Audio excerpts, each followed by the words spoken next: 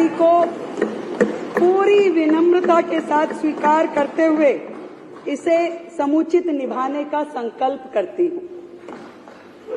हमारा यह बजट बाबा साहब के समता, पंडित दीनदयाल उपाध्याय के अंत्योदय, महात्मा गांधी के सर्वोदय और हमारे देश के यशस्वी प्रधानमंत्री श्री नरेंद्र मोदी जी के सबका साथ, सबका विकास, सबका विश्वास और सबका प्रयास, इन सिद्धांतों पे आधारित है। अध्यक्ष महोदय, मुझे यह बताते हुए अत्यंत दुख होता है कि पिछले 10 सालों में विकास के हर पैमाने पे दिल्ली फिसलती गई, लगातार फिसलती गई। जर्जर सड़कें, दूषित यमुना, सीवर ओवरफ्लो, स्वास्थ्य सुविधाओं की दयनीय स्थिति, वायु प्रदूषण के कारण से ये समझ में आता है कि पिछली सरकार के शासन और नीतियां जो थी उसके कारण से दिल्ली की जनता कितनी त्रस्त रही। पिछली सरकार ने दिल्ली की अर्थव्यवस्था को दीमक की तरह खोखला किया, दीमक की तरह। और दिल्ली जल बोर्ड घाटे में, डीटीसी घाटे में, दलितों के उत्थान के लिए बनाया गया कॉर्पोरेशन घाटे में, झुग्गी के विकास के लिए काम करने वाला ड्यूसिप पूरी तरह ठप, गंदा पानी, बहता सीवर, ये दिल्ली की पहचान बन चुकी थी। और ऐसे में इस सरकार का हमारे पास आना और इसको चलाना किसी चैलेंज से कम नहीं है सर, किसी चैलेंज से कम नहीं है।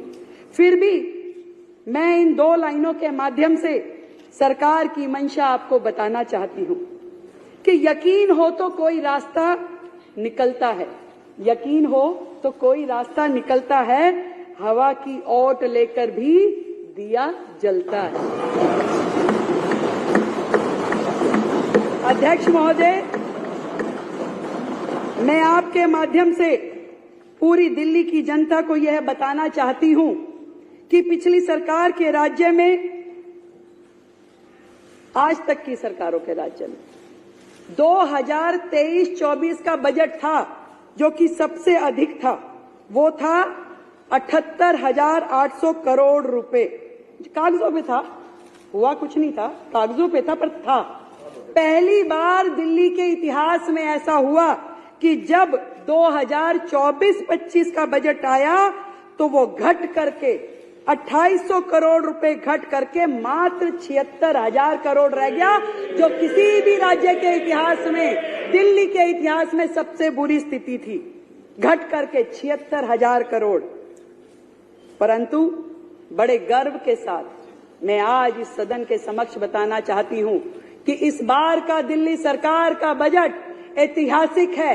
1 लाख करोड़ रुपए का प्रस्तावित किया गया है, 1 लाख करोड़ रुपए का बजट प्रस्तावित किया गया है, 1 लाख करोड़ रुपए का बजट।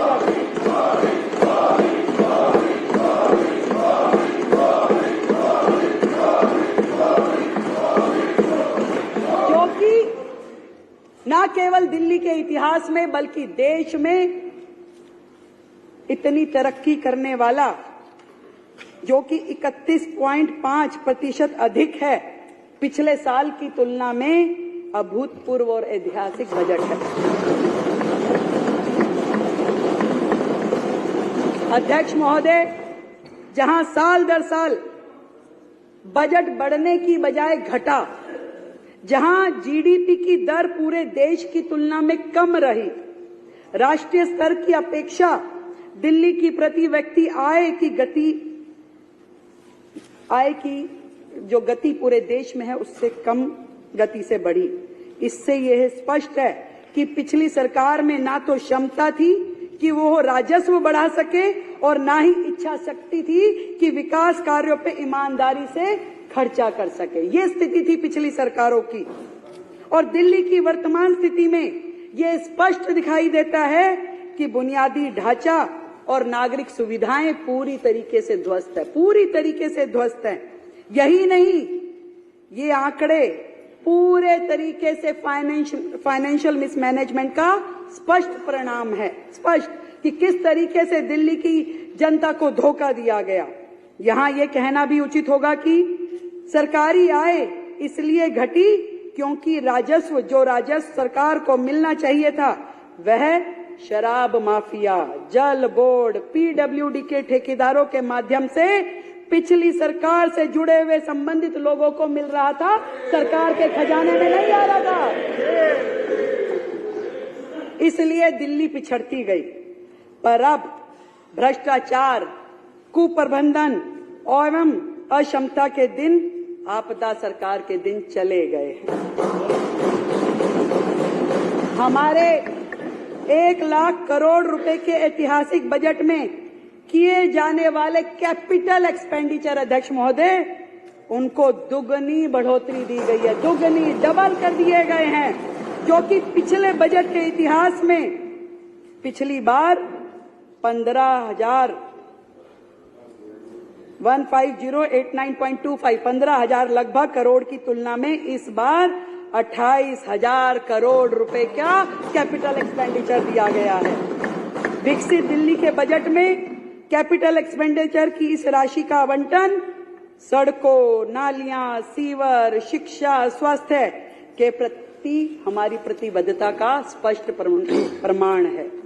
अध्यक्ष महोदय, पिछली सरकार ने यह कहते हुए डेवलपमेंट में कम खर्च किए, हमारे पास धन नहीं है, हमारे पास संसाधन नहीं है। विडंबना यह है कि अगर पिछली सरकार ने दिल्ली में केंद्र सरकार की योजनाओं को मात्र राजनीतिक कारणों से यदि रोका ना होता तो शहर में स्वास्थ्य की, शहरी आवास, पानी, सीवर आदि विकास कार्यों में पैसों की कभी कमी नहीं होती, कभी कमी नहीं होती। राजनीतिक कारणों से हर योजना को रोका गया, परंतु दिल्ली का दुर्भाग्य रहा। अध्यक्ष महोदय, एक उदाहरण मैं प्रस्तुत करना चाहती हूं। सारा विश्व जानता है कि माननीय प्रधानमंत्री नरेंद्र मोदी जी के विजन पे आधारित आयुष्मान भारत योजना पूरे देश में लागू की गई, पूरे देश में लागू की गई। लाखों जरूरतमंद नागरिकों को इसका सीधा फायदा प्राप्त हुआ, सीधा फायदा। परंतु केंद्र के निरंतर अनुरोध करने के बावजूद लगातार कहा गया कि इसे दिल्ली में लागू कीजिए, लागू कीजिए, परंतु दिल्ली में वो लागू नहीं की गई। सिर्फ इसलिए कि तत्कालिक जो मुख्यमंत्री थे वो चाहते थे इस योजना में उनका नाम जोड़ दिया जाए, तब वो लागू करना चाहते थे, उनका नाम जोड़ दिया जाए। और इस जिद का खामियाजा पूरी दिल्ली को भुगतना पड़ा। कितने तकलीफ की बात है, जिन स्वास्थ्य सेवाओं का नाम, केवल नाम के कारण उन्होंने दिल्ली को आयुष्मान भारत से जोड़ के रखा, तोड़ के रखा।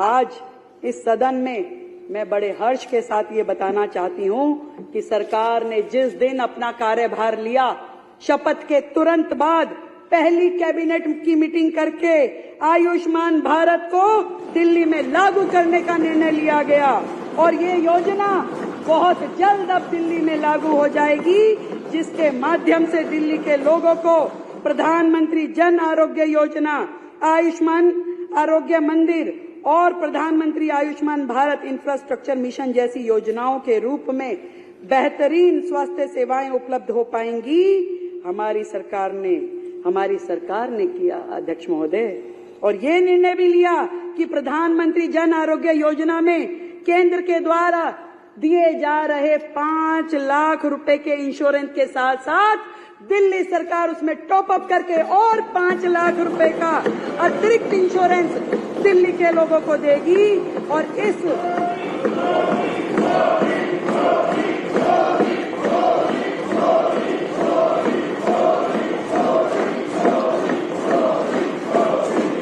इस तरीके से दिल्ली की जनता को अब 10 लाख रुपए का इंश्योरेंस मिल पाएगा, और जिसके लिए हमने लगभग 2144 करोड़ रुपए आवंटित करने का प्रस्ताव किया है। अध्यक्ष महोदय, हमने अपने घोषणा पत्र में दिल्ली के प्रत्येक नागरिक के जीवन को बेहतर बनाने के आशय से 16 संकल्प घोषित किए थे और महिलाओं का सशक्तिकरण माननीय प्रधानमंत्री नरेंद्र मोदी जी के एजेंडा में पहला स्थान रखता है, हमेशा से पहला स्थान रखता है। वही एकमात्र व्यक्ति थे जिन्होंने जब 2014 में सरकार बनी